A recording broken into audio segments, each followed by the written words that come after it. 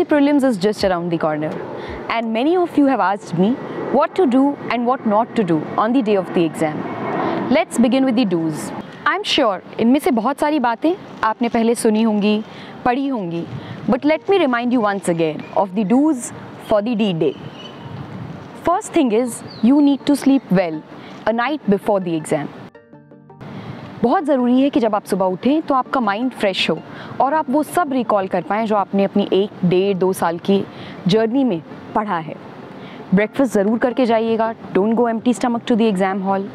Make sure that you reach the exam hall in time, क्योंकि बहुत बार हम 10-15 minute का ये जो गैप होता है, इसके चक्कर में जो हैसल होती है और उससे जो एंग्जाइटी होती है वो कहीं ना कहीं हमारी एग्ज़ाम परफॉर्मेंस को इम्पैक्ट करती है. हम अपनी तैयारी को, एग्ज़ाम की तैयारी को 1.5, 2, 3, 4 साल देते हैं, पर हम अपनी एग्ज़ाम परफॉर्मेंस को कितना टाइम देते हैं ये भी मैटर करता है. Exam performance is as important as exam preparation, so make sure that your exam performance is also not hampered. Thirdly, and most importantly, carry your admit card, one ID proof and 2 black pens for sure. Please ensure that you wear comfortable clothes. Very tight clothes which you're not comfortable in might hamper your exam performance. हम पूरे 2-3 साल तैयारी करते हैं exam की. Exam preparation पे बहुत ज़्यादा एनर्जी देते हैं, एक्सपर्ट्स की हेल्प लेते हैं, कोचिंग्स जाते हैं, मॉक टेस्ट लिखते हैं, पर हम एग्ज़ाम परफॉर्मेंस को कितना टाइम देते हैं? Hardly any. But exam performance is an integral part of the result that you get out of the exam. So it is better that you take care of some factors which impact your exam performance as well. And lastly, एक tip जो मैं आपको देना चाहूँगी exam से पहले जो आप अप्लाई कर सकते हैं, this is called kick starting your mind. आप एग्ज़ाम से 30 मिनट्स पहले, जैसे हम गाड़ी के इंजन को गर्म करते हैं उसे चलाने से पहले, ऐसे ही अपने दिमाग के इंजन को गर्म कर सकते हैं. कैसे? आप रिकॉल कर सकते हैं अलग अलग चीज़ें जो आपको अच्छे से आती हैं, जैसे कुछ निमोनिक्स जो आपने बनाए हों, कैपिटल्स कुछ जो आपने पढ़ी हों, फंडामेंटल राइट्स, फंडामेंटल ड्यूटीज़, कुछ ग्रेट लीडर्स के नाम, कुछ मूवमेंट्स के नाम, कुछ भी ऐसी चीज़ें जो आप कंफर्टेबल हैं रिकॉल करने में, वो आप रिकॉल कीजिए अपने माइंड में, जिससे आपका माइंड एग्ज़ाम से पहले ही किक स्टार्ट हो जाए. तो इससे आपको एक एज मिल जाएगा. अगर एग्ज़ाम टाइम 9 बजे है और आपका माइंड 8:30 से ही एक्टिव है, तो जब आप एग्ज़ाम हॉल में जाएंगे तो आपका माइंड अपनी एक्टिविटी की पीक पर होगा. और अगर यही आप 9 बजे अपने ब्रेन के इंजन को चालू करते हैं तो आपका माइंड एक्टिव होगा 9:30 बजे, जिससे आपको एग्ज़ाम के बीच का ये जो half an hour, crucial half an hour है, ये आप ऑप्टिमली यूटिलाइज़ नहीं कर पाते हैं. तो ये थे डूज़ एग्ज़ाम परफॉर्मेंस को एनहांस करने के लिए. अब बात करते हैं डोंट्स की, जो आपको एग्ज़ाम वाले दिन बिल्कुल भी नहीं करने चाहिए. सबसे पहला डोंट, कॉन्टैक्ट लेंसेज मत पहनिए. अगर बाई चांस भी आपकी आँख पर कुछ लग गया या आँखों में एलर्जी, दर्द कुछ भी होने लगा, तो ये आपके एग्ज़ाम परफॉर्मेंस को इम्पैक्ट कर सकता है. Don't wear a smart watch. Avoid carrying even phones to the exam centre, क्योंकि आपका बहुत सारा टाइम उस फ़ोन को सेफली रखने में जा सकता है. तीसरा डोंट, कोई भी ऑल नाइटर पुल मत कीजिएगा, क्योंकि अगर आप पूरी रात जागेंगे और सुबह भले ही आपको एनर्जी ड्रिंक पीकर एग्ज़ाम देने जाएंगे, आपकी एफिशिएंसी डेफिनेटली इम्पैक्ट होगी.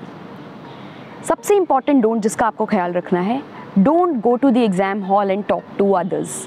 तेरा कितना हुआ, कुछ रह गया क्या, ये बताइए इस क्वेश्चन का जवाब क्या होगा, तूने वो पढ़ा क्या, अरे कल रात को ही एक नोट्स आए थे तूने नहीं पढ़े, तेरा वो मिस हो गया, उसमें से तो 5 सवाल बनने वाले हैं.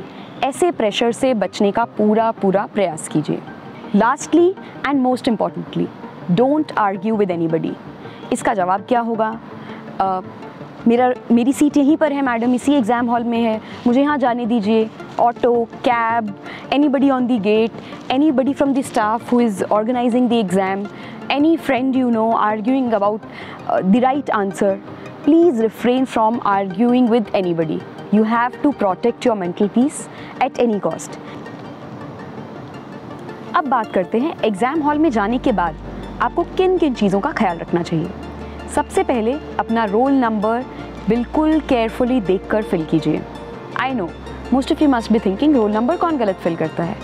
Trust me, I have been an invigilator in a lot of exams, और बहुत सारे स्टूडेंट्स अपना रोल नंबर फिल करने में ही गलती कर देते हैं.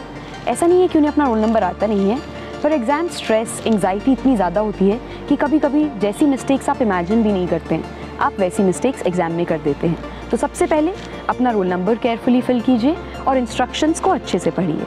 उसके बाद जैसे ही आपको एग्ज़ाम पेपर क्वेश्चन पेपर मिल जाता है, आप उन क्वेश्चंस को 3 कैटेगरी में क्लासिफाई कर सकते हैं। पहली कैटेगरी ऑफ क्वेश्चंस जो आपको श्योर यानी डेफिनेटली आते हैं, दूसरी कैटेगरी जो आपको आते ही नहीं हैं, और तीसरी कैटेगरी जो आपको लगता है कि शायद आप कर पाएंगे।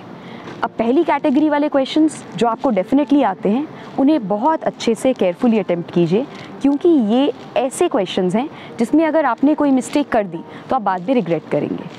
दूसरी कैटेगरी वाले क्वेश्चंस जो आपको आते ही नहीं हैं, जो क्वेश्चंस आपको आते ही नहीं, अगर उनकी संख्या 10 से 15 के बीच में है तो मुझे नहीं लगता आपको ऐसे क्वेश्चंस पर ज़्यादा एनर्जी इन्वेस्ट करनी चाहिए।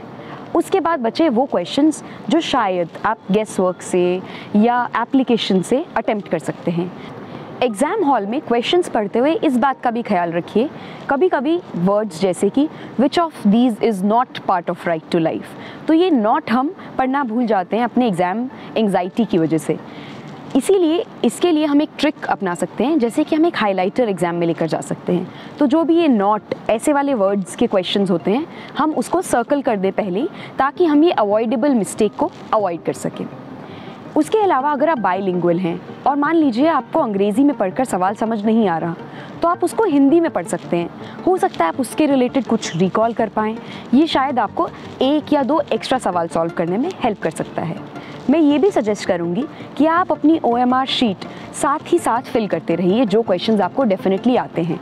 एंड तक गोले भरने के लिए, OMR भरने के लिए मत छोड़िए, क्योंकि लास्ट में जब टाइम कंस्ट्रेंट होता है तो बहुत बार हम जल्दी जल्दी में OMR फिल करते हैं और जो सवाल हमें आते हैं हम बस उन्हें मार्क गलत कर देते हैं, और ऐसी गलतियाँ करके हमें बहुत पछतावा होता है।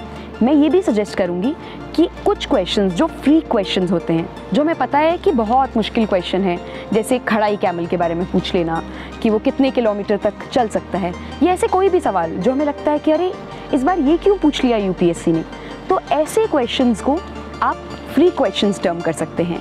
ऐसे क्वेश्चंस को लेकर आप निश्चिंत हो जाइए कि आपके साथ के बहुत सारे लोगों को वो क्वेश्चंस नहीं आते होंगे। ये क्वेश्चंस आपकी सिलेक्शन में डिटरमाइनिंग क्वेश्चंस नहीं हैं। तो इन फ्री क्वेश्चंस को आप ईगो पर मत लीजिए। अगर आपको आता है तो बहुत अच्छी बात है, आप उसे कर लीजिए, लेकिन ऐसा नहीं कि ऐसे फ्री क्वेश्चंस पर ही आपने एक क्वेश्चन पर 10, 15, 20 मिनट वेस्ट कर दिए। तो ऐसा करने से बचें, ये मेरा सुझाव रहेगा। और अंत में आप ये चेक कीजिए कि आपने अपने OMR में वो सब फिल किया है जो आपको आता है। बहुत बार हम आते हुए सवाल OMR में फिल करना भूल जाते हैं, तो बचे हुए लास्ट 10 मिनट मुझे लगता है हमें इसको डेडिकेट करने चाहिए कि हम ये चेक करें कि जो सवाल हमें आते थे क्या हमने वो सारे OMR में मार्क किए।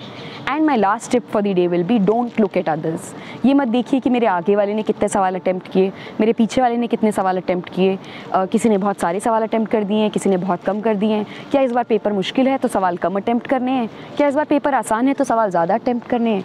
जो स्ट्रैटेजी बनाकर आप एग्ज़ाम हॉल में गए हैं उस पर फेथ रखिए, अपने आप में फेथ रखिए और उसी स्ट्रैटेजी को एग्जीक्यूट कीजिए, बजाय कि किसी और की स्ट्रैटेजी से इन्फ्लुएंस होने के। इसी के साथ साथ मैं आपको ऑल द बेस्ट विश करना चाहूँगी एग्ज़ाम के लिए। मैं विश करती हूँ कि आप एग्ज़ाम में अपना बेस्ट दे पाएँ। और इंटरेस्टिंग कंटेंट के लिए जुड़े रहिए मेरे चैनल से। लाइक, शेयर और सब्सक्राइब करना मत भूलिएगा। धन्यवाद। जय हिंद।